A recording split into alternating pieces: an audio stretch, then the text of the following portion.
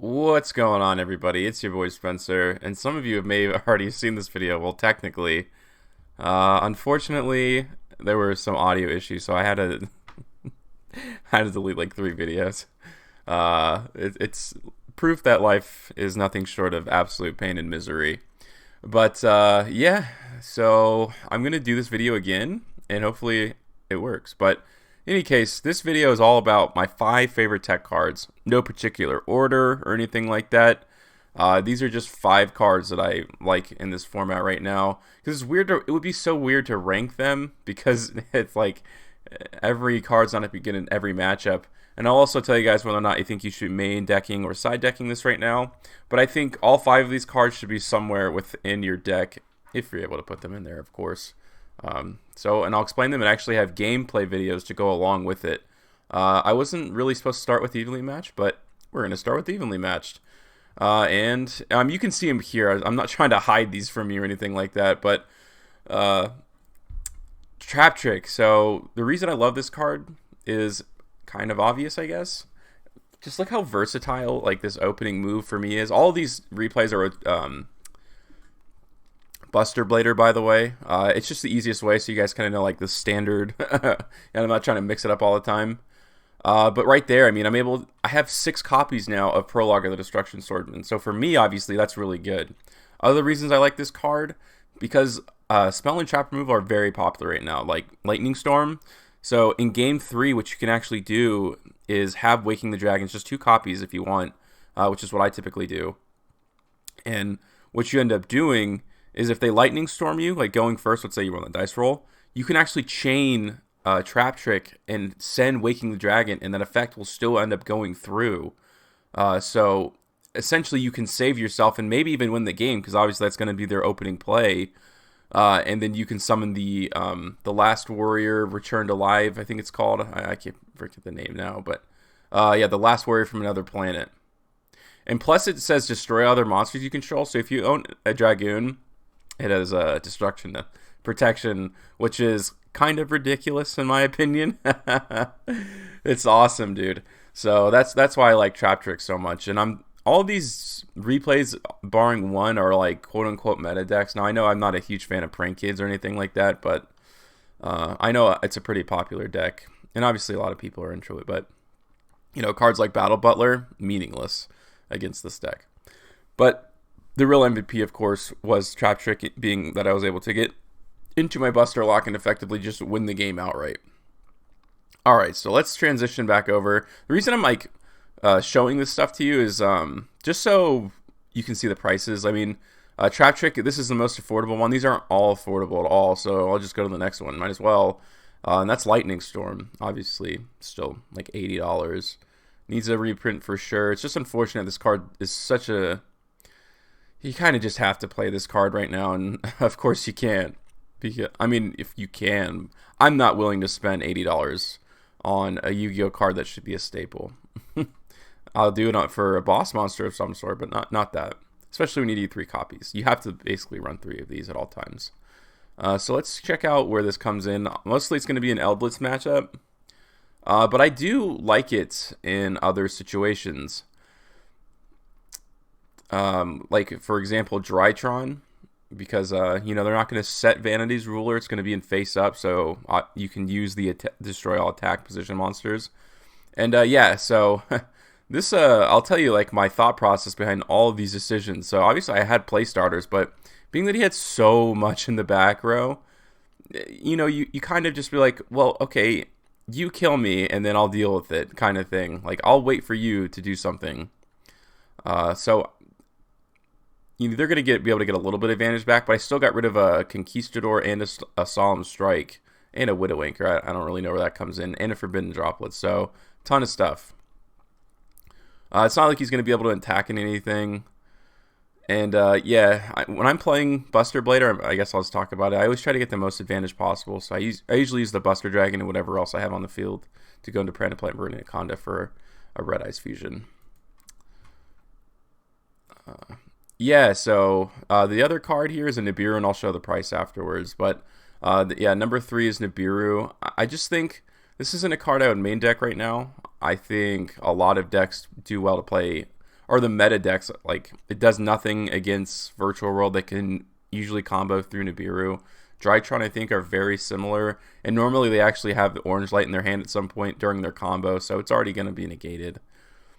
But against like almost every other deck, it's still a hard lose too. So I think you would be silly not to have this card in the side right now. So he goes for Cosmic Cyclone. I might as well just kind of show the replays. I think it's kind of fun. Let me know if you guys like this format, by the way, where I kind of give tech cards and then give like real life examples. Even though this isn't real life, but you know what I mean. So yeah, I mean, I've just taken over this game. Like him not being able to synchro plays, it's just that's it. He has an Nibiru of its own, but you're never gonna summon more than that. So if people are main decking it right now, this is also a great deck for that. So I guess this video is also just like a pseudo advertisement for Buster Blader, right? But at this point, I do have a dragon in the graveyard, right? So it's not like he's going to be able to do anything, even if he does somehow get the assault mode out, but he still can activate his effects. So let's go ahead and check out what the price of that is. Go here in Nibiru. It's only like $9.20 right now. It's very affordable, very reasonable in my opinion.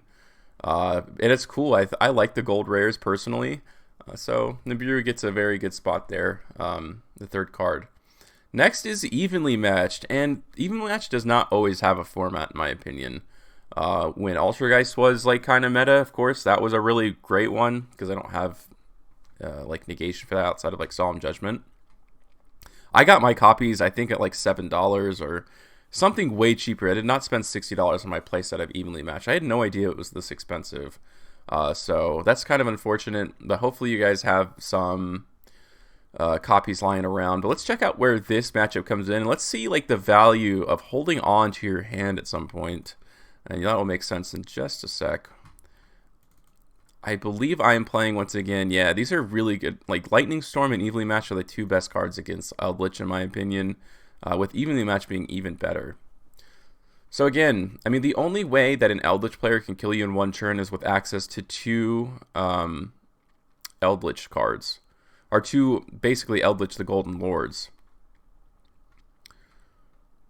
So other than that, I mean, don't pay too much attention to this guy's extra deck with Sky Striker Eldritch.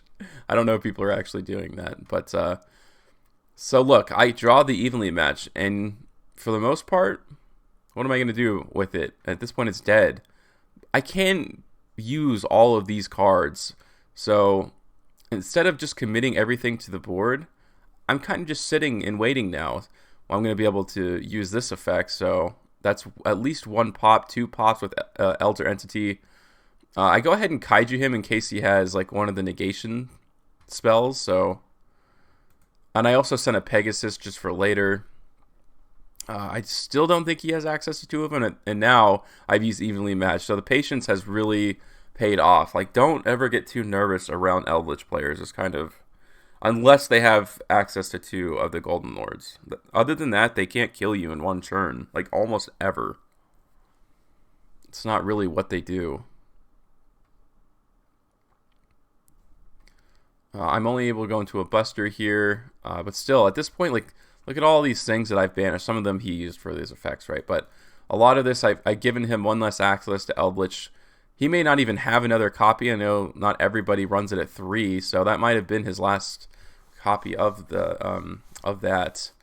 And yeah, one last card. I'm sure you know what it is at this point. It's Ice Dragon's Prison, of course. I mean, this card is taking over the meta, and it has good matchup against so many different decks, like Zoo.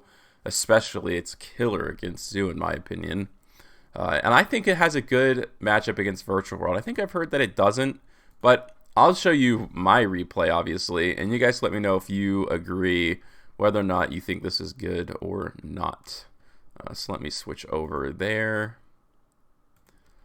This card will obviously be getting a reprint soon. It's just, I think it was like $2 in the beginning, too. It's unfortunate. I wish I would have grabbed a copy myself. But there's the Waking of the Dragons. I was hoping he was going to have, this would be a Lightning Storm, but it wasn't. It's kind of interesting to use Forbidden Droplets. I guess it does make sense, but still, So a lot of these are different types, but the two most important cards aren't. So that's kind of going to be the crux of this entire play here. You just got to know when to hold them and know when to fold them. So, like I said, they're mostly worms and psychics, but Niang Niang and Lulu are both. So, as long as you can hold off and wait for that, most of the time their plays at that point are going to be stopped pretty handily. So I may end up doing a budget version of this too. I probably will actually, and maybe the thing I do immediately after this, just so I can get that out there too. It's so it's so hard to recommend people to buy stuff like this, to buy $80 cards when you can't play Yu-Gi-Oh. But I guess for online play. But the key also, like while I'm here, to beating Virtual World for me is to get Chuche off the field. It's like a play starter. There's no one card play starter in Virtual World, so that's kind of the most important ideology to keep in mind when you're playing them. Like here, like he probably could have kept going, but now he can't because he doesn't have anything on the field. And now that I have an extra deck negate, I think that's pretty cool too. But obviously, like this game doesn't happen. He would be with VFD if it wasn't for Ice Dragon's Prison.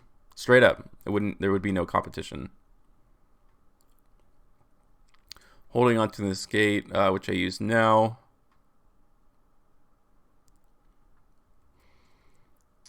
He still has so many cards in his extra deck, but again, without the ability to like go into it because of the disruption I've given him, like he doesn't have as much recursion anymore, and the Chuche obviously isn't shuffling cards back. I actually ended up with the advantage there. So yeah, those are the 5 cards, my 5 favorite tech cards objectively for this format. Be on the lookout for some more videos. I'm going to make a few today just because all of them got ruined. I'm remaking them like as we speak. So thank you guys for your patience. And yeah, be sure to check out the channel all day for great new content. Other than that, guys, that's going to do it for today. I hope you have an absolutely wonderful night.